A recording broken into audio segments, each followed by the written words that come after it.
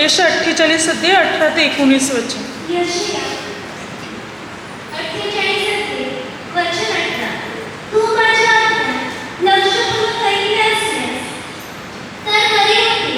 मग तुझी शांती नदीसारखी, तुझी नीतिमत्ता समुद्राच्या लाटांसारखी झाली असती. वचन 19. तुझा वंश रेतीइतका, तुझ्या पोटचे संतान रेतीच्या कणाइतके असते. त्याचे नाव माझ्यासमोर उच्चेत पावले असते, ते नष्ट झाले असते. Hallelujah, hallelujah, hallelujah. वचन काही संधी पहा. तू माझ्या आज्ञा लक्षपूर्वक ऐकतास तर बरे होते. मग तुझी शांती नदीसारखी, तुझी धार्मिकता समुद्राच्या लाटासारखी झाली असती. तुझा वंश रेती इतका, तुझ्या पोटचे संतान रेतीच्या कणा इतके असते. त्याचे नाव माझ्यासमोर उच्च पावले नसते, ते नष्ट झाले नसते. प्रभू काय म्हणते पहा. प्रभू म्हणतो, जर तुम्ही माझे लक्षपूर्वक जर ऐकले असते तर किती बरे झाले असते. जर तुम्ही माझे ऐकले तर तुमची शांती नदीसारखी आणि वचन सांगते तुमची धार्मिकता समुद्राच्या लाटासारखी झाली असती. तुमचं घराणं, तुमचं कुटुंब आशीर्वादित असतं. तुमचा वंश नष्ट झाला नसता. तुमच्या जीवनात शाप, दुःख आणि पीडा नसत्या. जर तुम्ही माझे ऐकले तर तुमचे किती बरे होईल. तुम्हाला अनुग्रह मिळेल. शांती नदीसारखी, नदीत विपुल भरपूर पाणी वाहते. आपल्या जीवनातील विपुल शांती असते. आणि धार्मिकता, आपली सत्कृत्य, आपली चांगली कर्म समुद्राच्या लाटा इतकी उचललेली असते. प्रभू म्हणतो, जर तुम्ही माझं ऐकलं तर तुमचे फायदेच फायदे होणार. तुम्ही माझं ऐकलं तर तुमचे बरे होणार. तुम्ही माझं ऐकलं तर तुमची शांती विपुल पटीने वाढली जाणार. तुमची धार्मिकता वाढेल. तुमचं कुटुंब आशीर्वादित होईल. तुमची मुलं बाला आशीर्वादित होतील जर तुम्ही माझं ऐकतील तर. पहा, मनुष्य देवाचं ऐकायला तयार नाही. मनुष्याचं ऐकतो पण देवाचं ऐकत नाही. आणि म्हणून मनुष्याला जो अनुग्रह हवाय तो अनुग्रह मनुष्याला मिळत नाही. जो आशीर्वाद मनुष्याला हवाय तो आशीर्वाद मनुष्याला मिळत नाही, तर तो देवाचंच ऐकत नाही. मनुष्याचं ऐकतो आणि मनुष्याचं ऐकून देवापासून दुरावतो. पापाकडे, वाईटाकडे तो वळतो. मनुष्याचं ऐकू, देवाचंच ऐकायला तयार नाही. प्रमाण जर तू माझं ऐकलं तर तुझं बरं होईल, तुझं कल्याण होईल. वचन संधी स्तोत्रसंहिता 81 अध्याय 13 ते 16 वचना. प्रभू म्हणतो, जर तुम्ही माझे ऐकले, माझे लोक माझे ऐकतील, इस्रायल माझ्या मार्गाने चालेल तर बरे होईल. मी तेव्हाच त्यांच्या वैरांचा मोड करीन. त्यांच्या शत्रूवर मी आपला हात चालवीन. परमेश्वराची दृष्टी त्याला वश होतील आणि ते सतत धाकत राहतील. मी त्याला गव्हाचे सत्व खाऊ घालेन आणि पहाडातल्या मधाने मी त्याला तृप्त करीन. काय म्हणतो प्रभू? तुम्ही माझे ऐकतील तर किती बरे होईल. जर तुम्ही माझं ऐकलं तर तुमचे वैरी, तुमचे शत्रू याचा मी तुमच्या पुढे मोड करीन. तुमच्या शत्रूची मी हार करीन, त्यांना नष्ट करीन आणि तुम्हाला विजय बनवेन. तुम्ही माझं ऐकलं तर प्रभू म्हणतो, तुमचे शत्रू तुमच्या धाकात राहतील, तुम्हाला घाबरतील. तुम्ही माझे ऐकले तर प्रभू म्हणतो, मी तुम्हाला गव्हाचे सत्व खाऊ घालीन. पौष्टिक अन्न मी तुम्हाला देईन. पहाडातल्या मधाने मी तुम्हाला तृप्त करीन. खायला प्यायला पण मी तुम्हाला देईन. अगदी चांगलं उत्तम जे आहे ते मी तुम्हाला देईन जर तुम्ही माझं ऐकलं तर. म्हणजे आपण देवाचं ऐकलं तर आपले फायदेच फायदे आहेत. आपण प्रभूचं ऐकलं तर प्रभू म्हणतो, मी तुला आशीर्वादित करीन. तुझे शत्रू तुझवर वरचंड होणार नाही, तू आपल्या शत्रूवर वरचंड होशील. तुझे शत्रू तुला घाबरतील. तू माझं ऐकलं, मी तुला चांगलं ते खायला प्यायला देईन. पौष्टिक अन्न तुला देईन, ज्याच्याने तू तृप्त आणि संतुष्ट होशील असं अन्न मी तुला देईन. म्हणजे देवाचं जर आपण ऐकलं तर जे उत्तम आहे, जे चांगलं आहे, जे योग्य आहे ते आपल्याला मिळेल. पण मनुष्य आज देवाचंच ऐकायला तयार नाही. देवाची वाणी ऐकण्यासाठी, देवाच्या आज्ञा ऐकण्यासाठी किंवा देवपिता जे सांगतो ते ऐकण्यासाठी मनुष्य तयार नाही. देवाच्या गोष्टी ऐकत नाही. म्हणून आज मनुष्याच्या जीवनात दुःख आहे, संकट आहे, समस्या आहेत, निराशा आहेत आणि पीड आहे. मनुष्याचं ऐकतो, मनुष्याचं ऐकून भडकून जातो, प्रार्थना कंटाळा करतो, प्रार्थना सोडतो, जगामध्ये मोहमायामध्ये फिरण्यामध्ये याच्यामध्ये त्याच्यामध्ये वेळ घालवतो माणसाचं ऐकून, पण देवाचं ऐकत नाही. आणि मग संकट आली, दुःख आली की देवा मला बरं कर, माझी प्रार्थना एक, माझी विनवणी आहे. देव सांगा मी कसं तुला बरं करू, तू तर माझं ऐकतच नाहीस, तू तर मनुष्याचं ऐकतोस, मग मी तुला बरं कसं करू. प्रभू म्हणे पहा आपण देवाचं ऐकणार तर आपले फायदे होणार. बायबल तर सांगते सारी सृष्टी प्रभूचं ऐकते पण मनुष्याचं ऐकत नाही.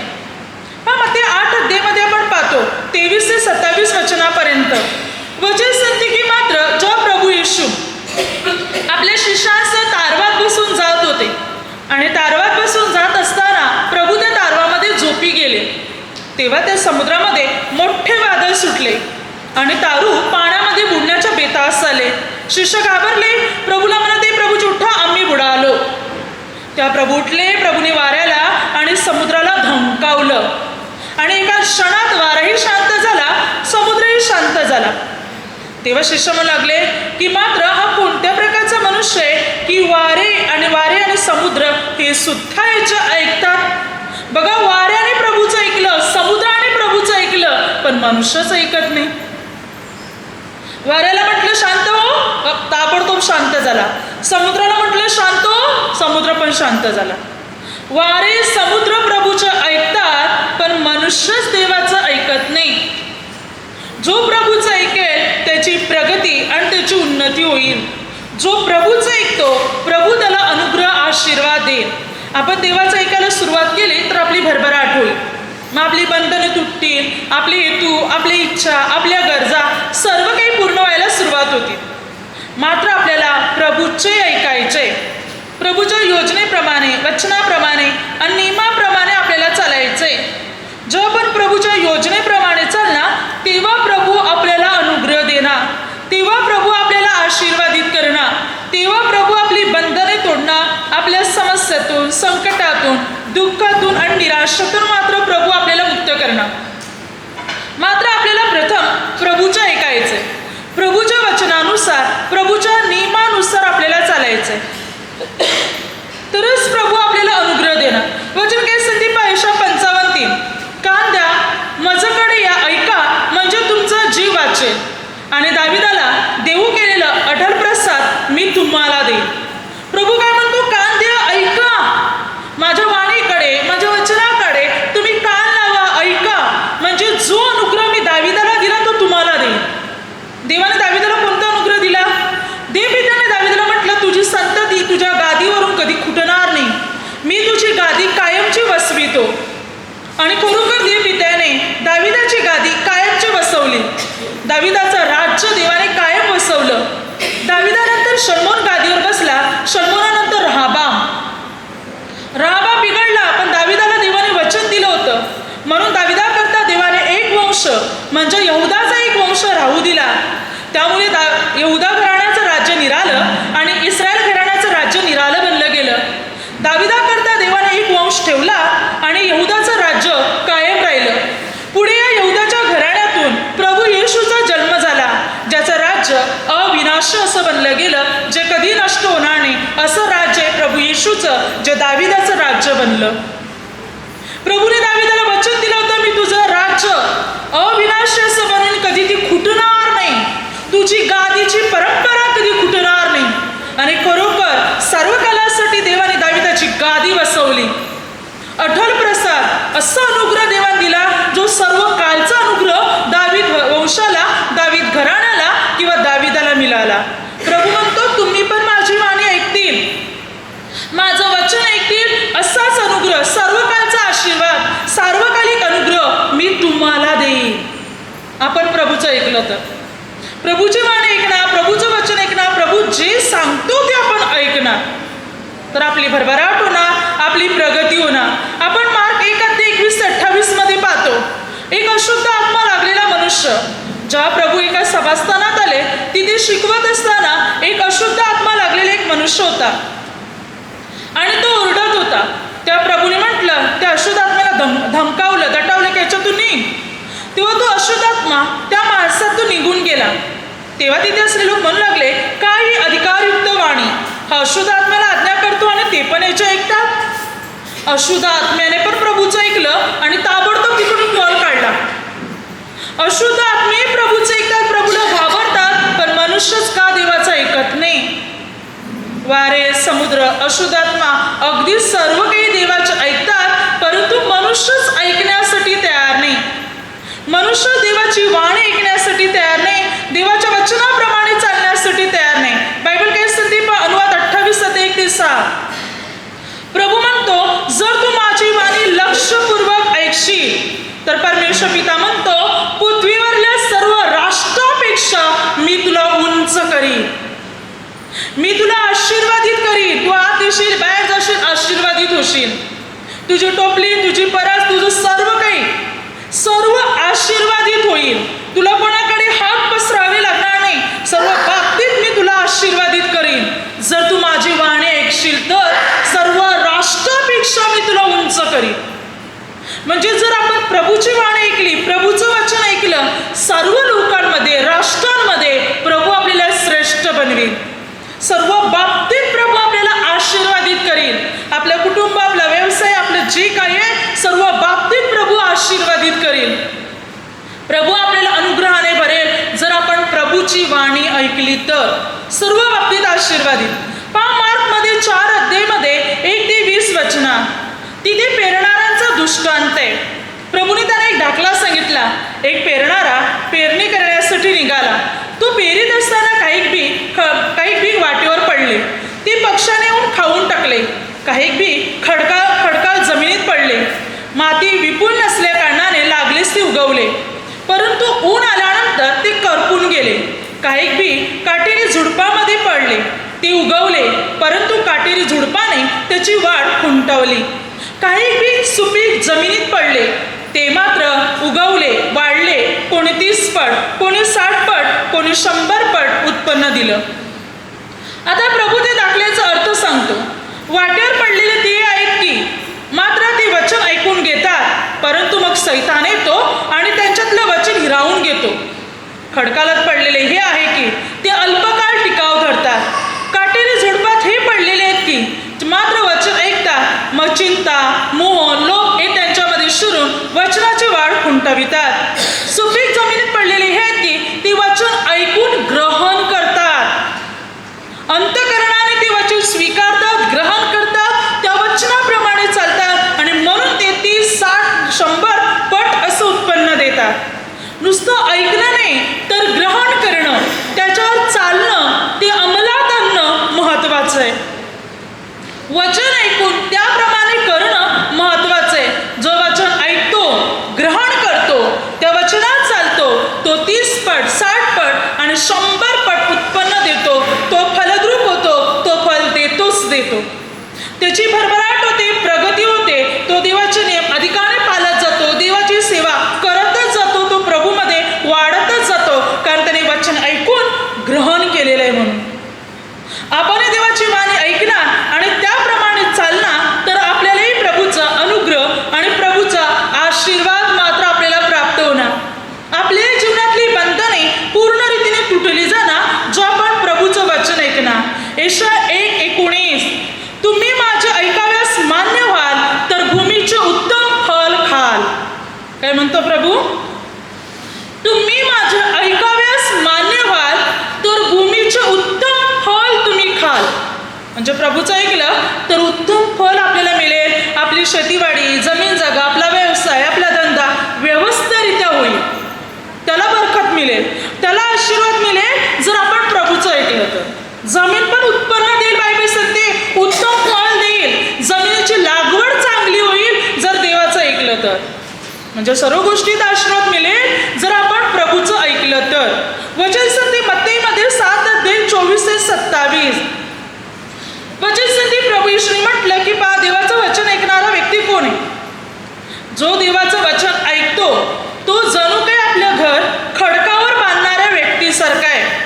त्याने आपले घर खडकावर बांधले. मग पाऊस पडला, पूर आला, वाराही सुटला, त्या घरास लागला तरी मात्र ते घर पडले नाही किंवा त्या घराचं काही नुकसान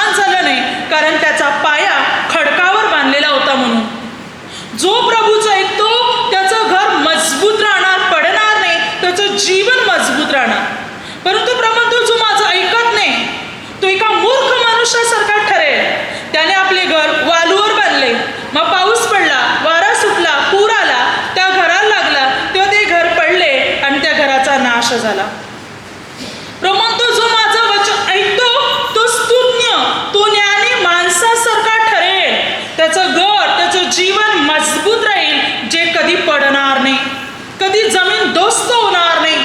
प्रभूची वाणी ऐकणारा, प्रभूचं वचन ऐकणाऱ्या व्यक्तीला प्रभू आशीर्वादित करणार.